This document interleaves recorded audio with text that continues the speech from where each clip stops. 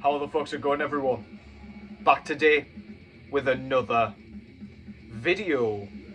Hope yous are doing well. Today, I thought I would come along and talk to you guys about a band that I have loved ever since first getting into extreme metal music. This is one of my favourite bands of all time. It's no secret, I often wear my love for this band on my sleeve on this channel, so you won't be too surprised to see how much I own from them, etc. But I thought I would just kind of go through their discography, go through all of the things that I own from this band, and talk a little bit about how my perceptions, my opinions and thoughts on this band's music have changed and evolved throughout their discography. They do have a brand new full-length album coming out in October, right at the start of the month. So I figured what better time, now that it's been announced, to come and talk about them, about their music.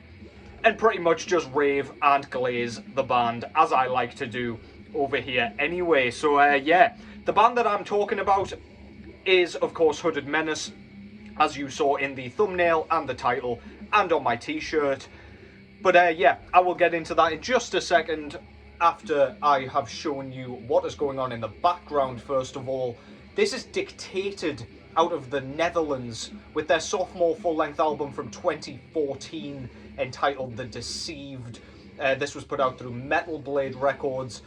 I am pretty sure this was one that Infidel Amsterdam recommended back in the day when he was kind of regularly uploading videos. Shout out to Ed over there. He is still doing the damn thing and very active on Instagram. Not so much on YouTube nowadays, unfortunately, but dude's got other shit going on. I get it. But yeah, this is pretty much straightforward death metal. It's modern death metal, so it's quite well produced. It's just got all the tropes that you would enjoy in a death metal record. If you like death metal, there's nothing to dislike here. They're not reinventing the wheel by any means, so you can't come along and expect anything brand new in this. You are literally getting your typical drum style, typical kind of riff approaches, your kind of gruff growls.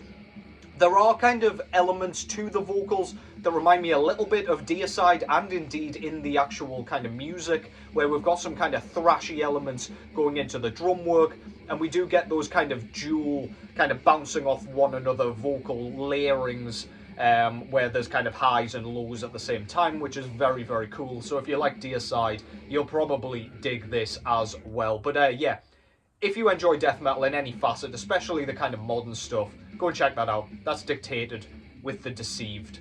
Great stuff. So yeah, I don't really know how I'm going to approach this. I guess I'll just kind of talk about each release a little bit and see where I end up. But I do have some opinions and kind of things that I want to discuss a little bit later. You probably know where that's going, to be honest, because I often speak about it whenever I'm showing this project. But yeah, my love for Hooded Menace started with their debut, as you might expect. However, I did come to this band years after their debut was released. So this is Fulfill the Curse. I do apologise, it's like the glossiest goddamn cover in the world. But yeah, this was originally released in 2008, and this is their debut, Fulfill the Curse. Really, really unique album in terms of songwriting, just sheer sound, atmosphere. Everything about this is just so novel and specific to Hooded Menace. And this is, to be honest, the work that I would send you to if you asked me what Hooded Menace sounded like, because this is just so, so cool. It's cavernous, it's reverberating, it's got like a really eerie horror sound. Emphasis on the kind of doom metal guitar tone on this one, really fuzzy and crackly and dense and uncomfortable sounding, and it's what gives Hooded Menace their kind of signature atmospheric sound, in my opinion. There's just something really creepy about this album, and I absolutely love it. We get some fantastic grooves on here, which their earlier work is kind of known for, as I'll talk about with the next album especially. But yeah, this has kind of slow crawling moments that just help to build and kind of create the themes that they're going for with each track. There's so many killer tracks on here, it's impossible to pick a favourite, to be honest.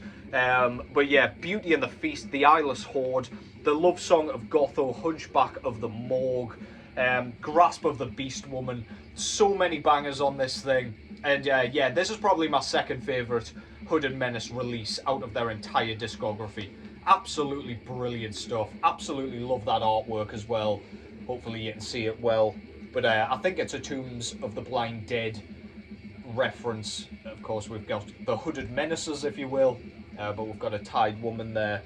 Some creepy goings-on kind of up top with some hideous figures and stuff. I haven't actually seen those films, so I don't really know what the actual kind of references are on this artwork, but I absolutely love it.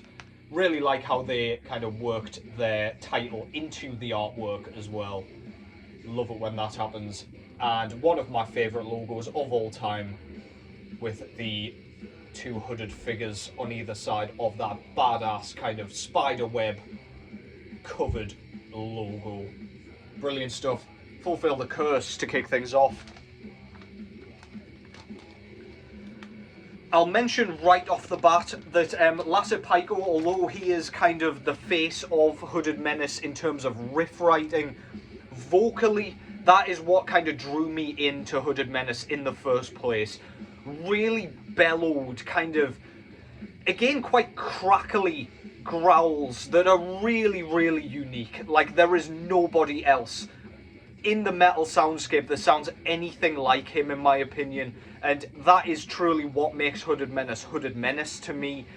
It's one of those things where it's like irreplaceable, and I will get into that more very shortly. However, onto the next one. This is actually the release that's on this t-shirt. This is Never Cross the Dead from 2010, only 2 years after the debut. This was their second full-length album, and this is my favourite work from Hooded Menace. The riff writing takes a whole new approach. It goes to a whole new level of catchy, foot-tapping, head-nodding, head-banging, whatever you want to call it, memorable across the board. It's still got those kind of sluggish moments, however, they just go all out on the grooves, on the kind of, I don't know, on the live sort of setting kind of side of things. I just feel like they had that in mind whilst they were writing this, and they created something truly special here. It doesn't quite have the same atmosphere as Fulfill the Curse for me, so in terms of like the eeriness, that's not quite there as palpably, is that a word? It is now, as kind of clearly as Fulfill the Curse. And I don't mind that too much because the songwriting is better, in my opinion, but I guess the atmospherics aren't quite as effective, if you will. However, let that take nothing away from how good this is. I don't think the production of Fulfill the Curse would have benefited the tracks that are on here. I feel like the production's a little bit more crisp over here, which allows those kind of groovier, catchier moments to poke through, and it really is an immersive, very infectious and contagious experience throughout. Just a great, great time. It's almost like a fun horror sort of vibe that's going on this one. I absolutely love it. Lasse Pico, again, is at the peak of his powers, both on riff writing and guitar duties, and indeed on vocal duties on this one. Another Tombs of the Blind Dead reference with the artwork there. Really fucking cool. This is a Hammerheart reissue from a few years ago. Can't remember when they actually put this out. Must have been around 2019, 2018, something like that. But yeah, just a tremendous record. My favourite of the Hooded Menace catalogue by far, I would say. Next up, this is the only full length of theirs that I don't have on vinyl yet. But next up from 2012 is this one. So this is Effiges of Evil. And this is another record that kind of, much like Never Cross the Dead does from Fulfill the Curse, this follows on really nicely from Never Cross the Dead. However, again, much like that last record, they show a bit of evolution on this one. This is probably the record where they sound the most similar to their last record, if that makes sense.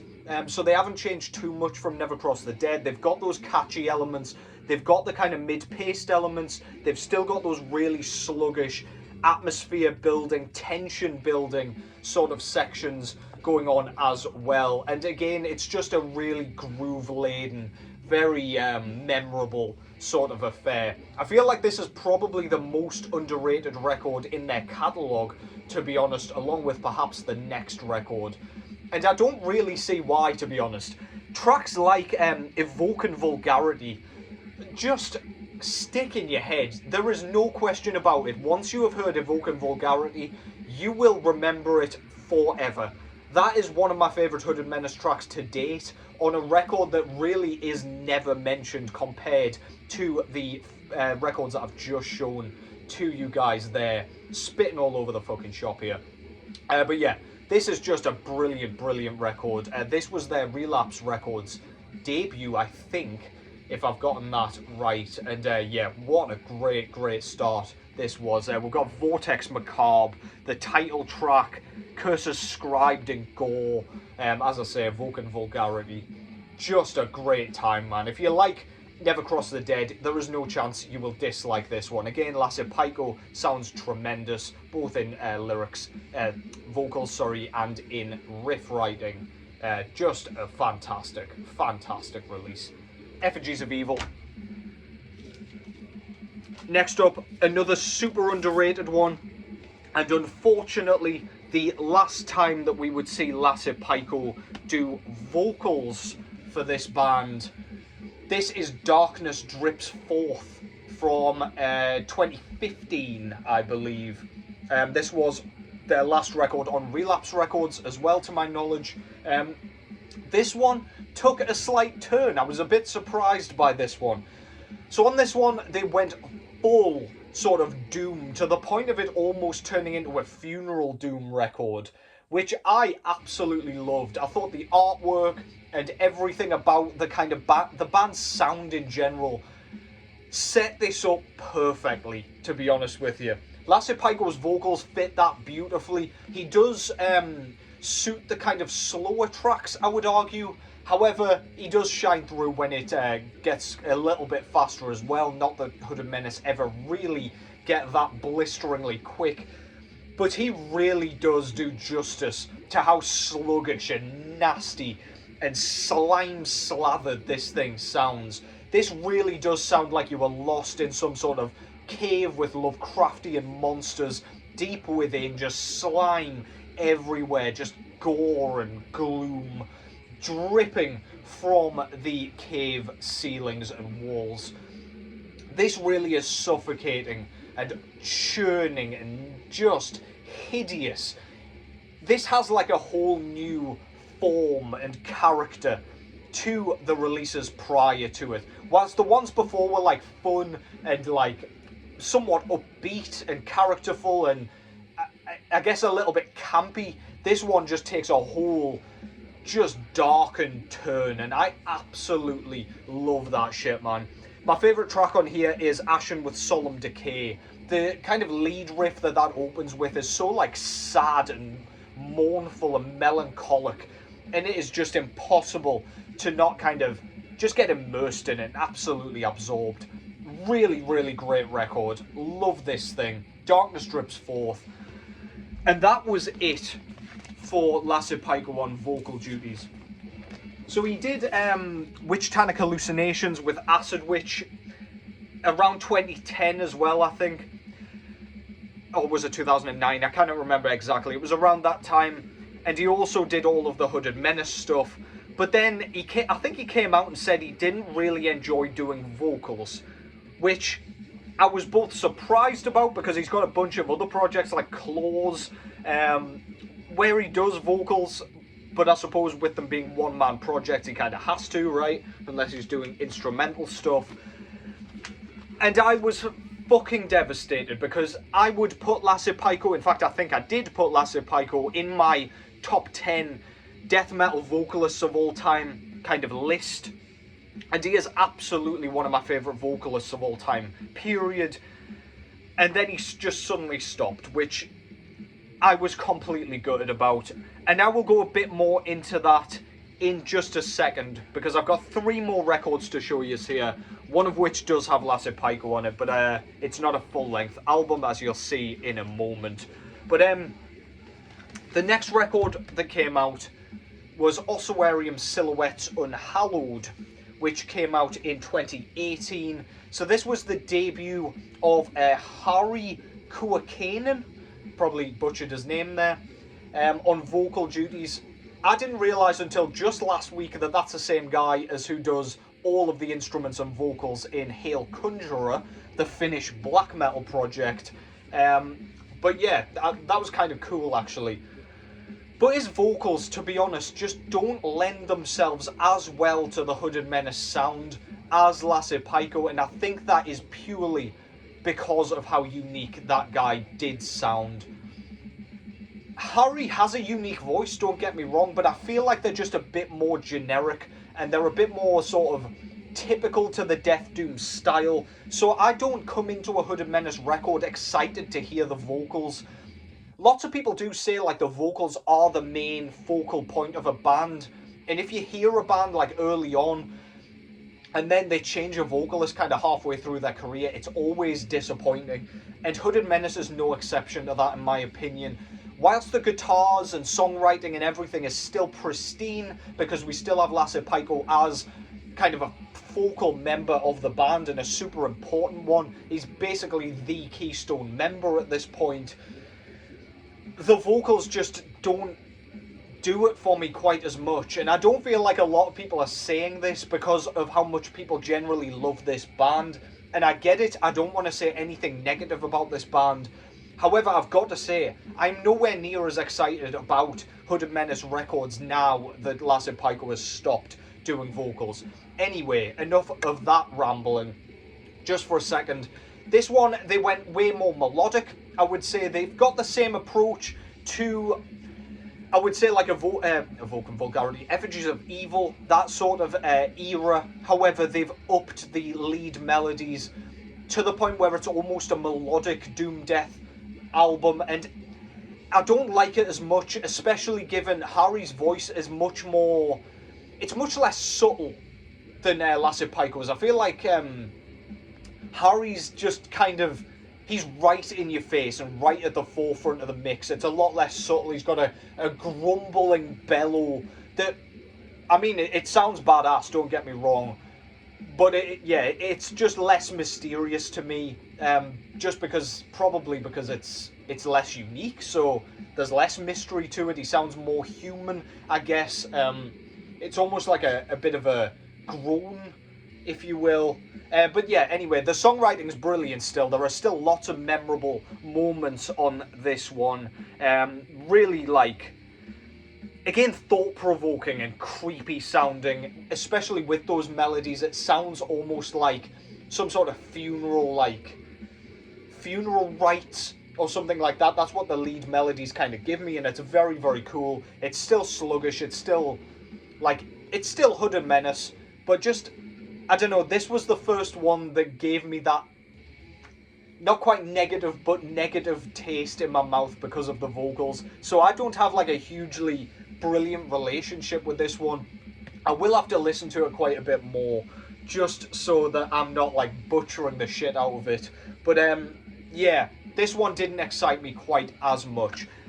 Let me just put it out there though, Hooded Menace does not have a bad record in my opinion. It's just a preference thing. After realising Harry was the guy out of Hail Conjurer, I kind of wished he did those vocals where they're like more blackened kind of screams. That would have been an interesting approach, but alas. Finally, in 2021, they released this one. This is the Tritonus Bell, so this was the second release they put out through Season of Mist, and this is a really, really good record. They changed things up beautifully on this. They injected a huge, huge element of like Merciful Fate-esque traditional heavy metal, where it's like, it's got that darkness about it. It's not like cheesy early 80s heavy metal. It's got that like evil and wickedness and malevolence that Merciful Fate always retained in bands like Satan. It's got that kind of sound.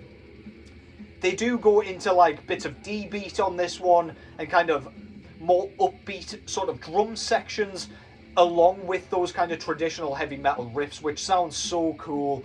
And that's sort of what they've gone with on the new track, which is called Portrait Without a Face, which is going to be on the 2025 full-length album entitled Lachrymose Monuments of Obscuration. Try saying that 3 times quickly when you've had several beers.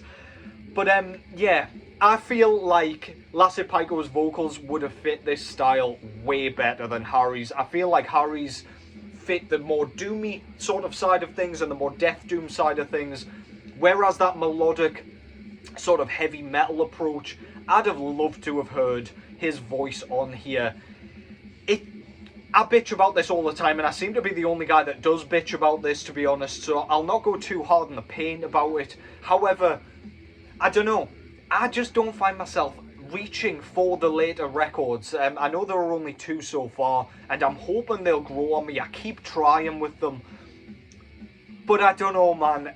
Just to me, that's what made this band so good and so unique. And they've gone, and to hear like he hated doing vocals and to know that's not coming back, it's like, fuck, like that's not what I want to hear personally. But yeah, I love this band. I'll buy everything from this band, regardless of who's doing vocals, because the riffs are always great. The albums never really sound the same as one another, so you're always going to get something new, and kind of, you're always going to get evolution and progression with this band, which I really like, but you always know you're going to get like a basal sound. You're never going to get something so out of pocket where you're like, what the fuck have they done here?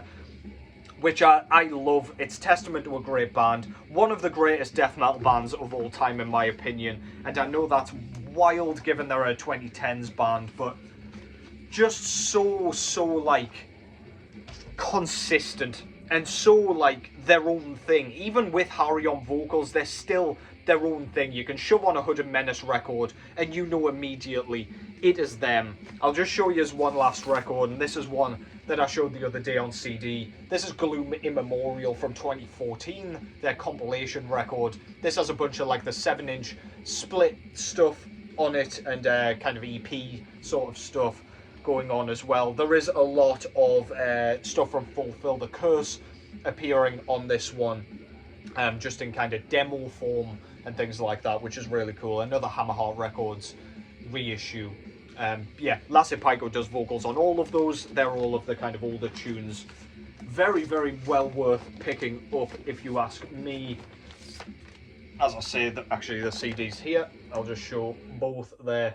Kind of satisfying to see both formats, I suppose, because I know some of you CD fiends out there like to see those. But yeah, they're my thoughts on Hooded Menace. I am stoked for the new record, despite my kind of gripes about the kind of vocal approach going on. And just to clarify, Harry does a great job. He's got a good voice. It's just Lasse had a better voice, in my opinion, or a more unique voice, I suppose. And just one that was near and dear to my heart. That sounds like my childhood version of Hooded Menace, if you will. So I guess I'm always going to bitch about that. But alas, that's all from me for today.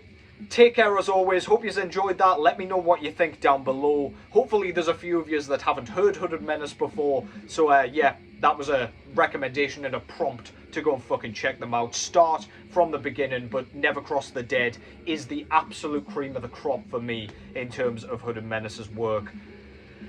But that concludes that.